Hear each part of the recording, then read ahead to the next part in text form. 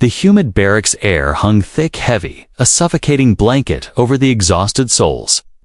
Private Alina Rodriguez felt the weight of it in her chest, every breath a chore, every muscle screaming rebellion after the ordeal of the day.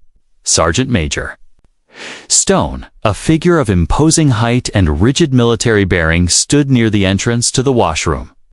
His shadow, long and menacing, stretching across the worn concrete floor like an omen of hardship to come. He was a legend and a terror known throughout the Corps for his absolute refusal to tolerate weakness, for his ruthless efficiency in culling those he deemed unfit. His methods were rarely physical in the conventional sense. They were psychological, brutalizing the mind until the body surrendered. Stone's primary goal was the obliteration of self-doubt, and yet, simultaneously, the deliberate installation of terror. He specialized in breaking spirits, not merely pushing bodies. Stone surveyed the lineup of recruits, their faces etched with exhaustion and the nascent fear he so expertly cultivated. Their uniforms clung to them, soaked in sweat and grime, the stench of exertion and the field clinging stubbornly to the fabric. Stone's eyes, cold and assessing, moved slowly, methodically. Over each person they paused, finally settling with unnerving focus on Alina, stood rigid at attention, her jaw clenched, resisting the urge to shift her weight.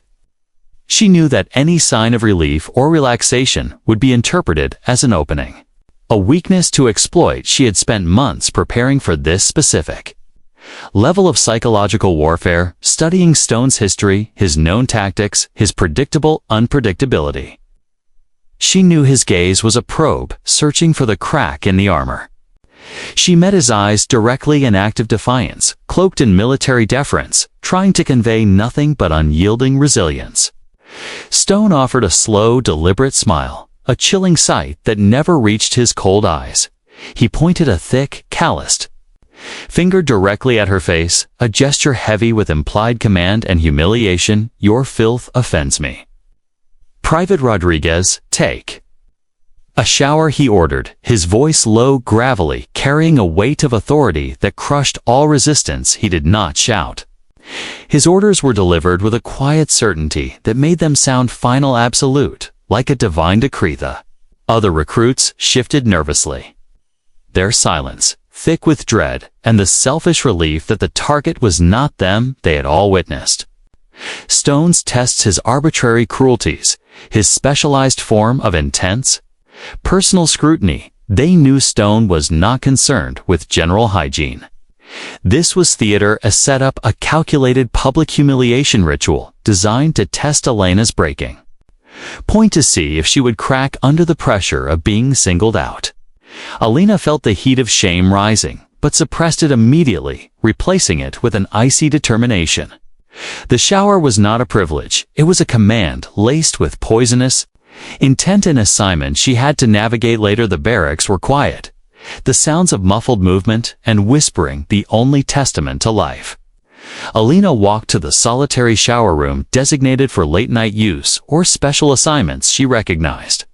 The isolation was part of the plan. The room was small, tiled, cold, even on this humid night.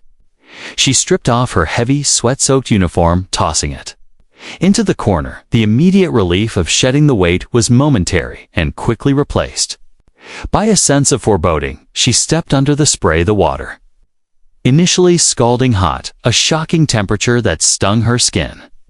Almost painfully, the heat was oppressive, a momentary illusion of cleansing and safety. She closed her eyes, trying to focus only on the physical act of washing away the day's grime, trying to mentally reset the clock and regain her composure. Suddenly, without warning, the hot water was gone, replaced by a blast of water so intensely cold it felt like a physical assault, 1,000 needles piercing her skin.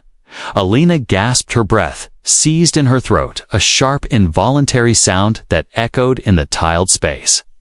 Her eyes snapped open, the shock immediately overriding all exhaustion and physical pain. She stood, frozen, teeth chattering, the brutal cold overwhelming her senses. Sergeant Major Stone was there. He had appeared silently, framed in the doorway, leaning against the jamb, his arms crossed over his chest, his posture radiating smug power, a cold, cruel chuckle left his throat, a sound devoid of humor, merely a declaration of victory. He held a heavy industrial hose, a maintenance item. Generally used for cleaning the facility, not bathing recruits, he stepped fully into the room, blocking the exit. His boots loud on the tile, he moved deliberately toward her, his imposing figure seeming to fill the small space, leaving no room for escape. Stone turned the nozzle of the hose, ensuring maximum pressure and maximum cold, and soaked her fully clothed. Head to toe, Alina had automatically turned away from the initial surprise. Blast, but the freezing torrent found her mercilessly drenching her hair. Her face running down her body, she shivered violently, uncontrollably. Her body reacting on instinct.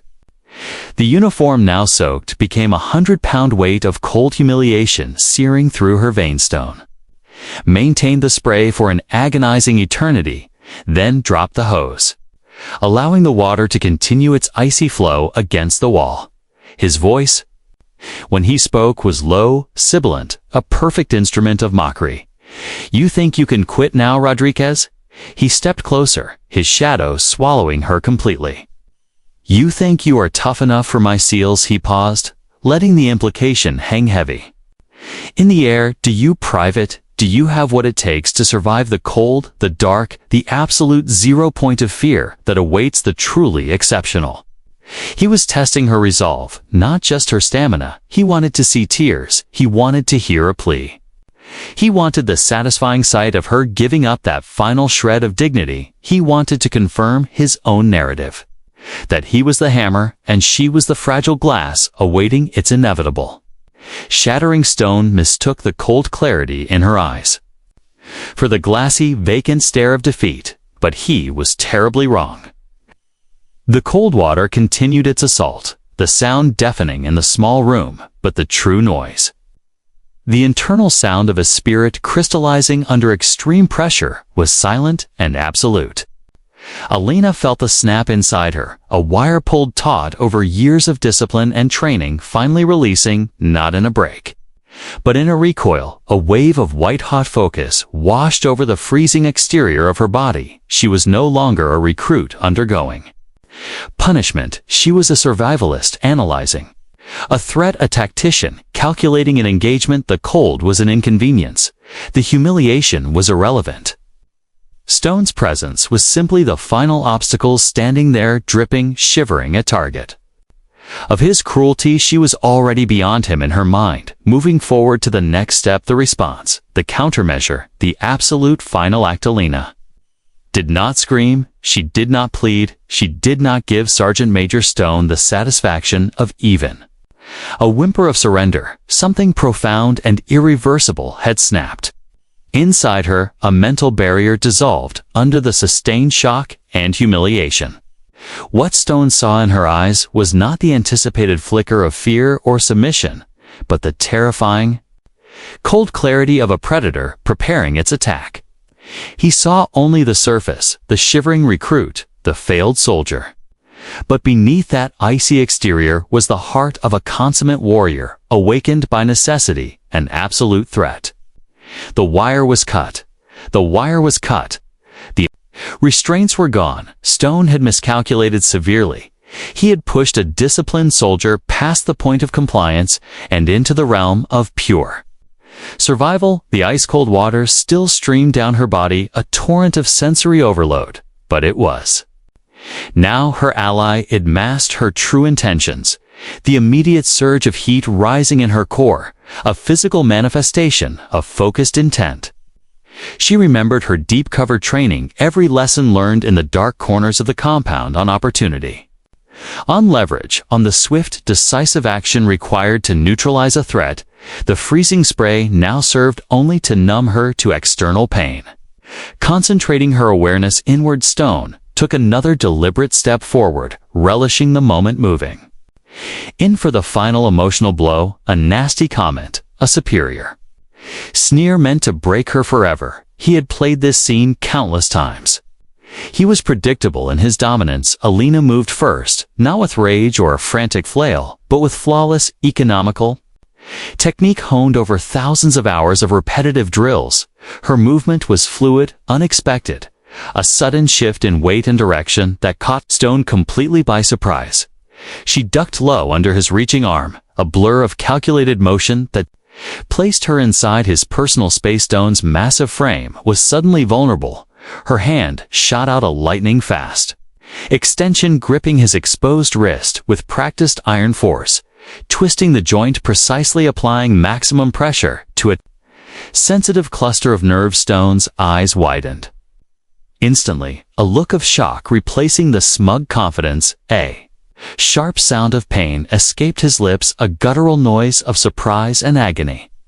The dominant sergeant was suddenly the struggling victim. He stumbled back, his heavy boots slipping slightly on the slick tiled floor, the unexpected pain and the wet surface combining to shatter his balance. The moment he was off balance, even for a fraction of a second, Alina exploited the vulnerability with ruthless efficiency. She pivoted on the ball of her foot, using her entire body weight and the momentum of his own stumble as her primary weapon. She delivered a sharp, focused elbow strike, not to his face, which he might have guarded, but directly to his solar plexus, a move straight out of the most brutal close quarters combat manual taught only to those destined for the highest tier of special operations. Stone gasped, the air violently expelled from his